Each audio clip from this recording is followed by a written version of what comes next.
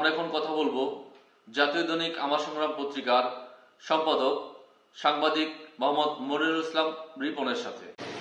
আমরা সাংবাদিক মনিরুল ইসলামের কাছ থেকে জানতে চাইব নারায়ণগঞ্জের আজকের অবস্থা কি, সমসাময়িক অবস্থাটুকু কেমন নারায়ণগঞ্জে। জি, আসসালামু আলাইকুম। আশা করি আপনারা সবাই ভালো আছেন। আমি অ্যাকচুয়ালি সকাল থেকে নারায়ণগঞ্জে ছিলাম। নারায়ণগঞ্জের যেই টোটাল যে আবহাওয়া খুব ভালো ছিল, খুব সুন্দরভাবে চলছে এবং অ্যাকচুয়ালি লাস্ট বিআরটিতে গেলাম।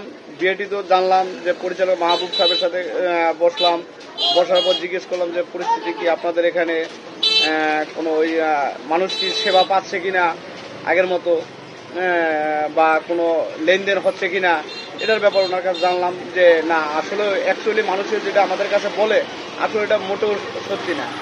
এরপরে গেলাম আপনার ডিবি অফিসে যাওয়ার পর ডিবির ওসি যে ওহিদুর রহমান সাহেব, ওনার সাথে কিছু সময় মত বিনিময় করলাম যে পরিস্থিতি কি, কেমন সেবা পাচ্ছে মানুষ আপনাদের কাছ থেকে। যাক, আলহামদুলিল্লাহ মোটামুটি জেলা প্রশাসকের কাছে গেছি, ওদিক দিয়েও মোটামুটি আলহামদুলিল্লাহ খুব ভালোই রেজাল্ট পেলাম। আর আরেকটা বিষয় আমরা দেখতে পেলাম যে নারায়ণগঞ্জে যে ইতিপূর্বে যে একটা পাসপোর্ট অফিস ছিল, ওই পাসপোর্ট অফিসটা অনেকদিন যাবতীয় প্রায় বন্ধ, মানুষের সেবা পাচ্ছে না, বিভিন্ন জায়গায় হয়রানির শিকার হচ্ছে।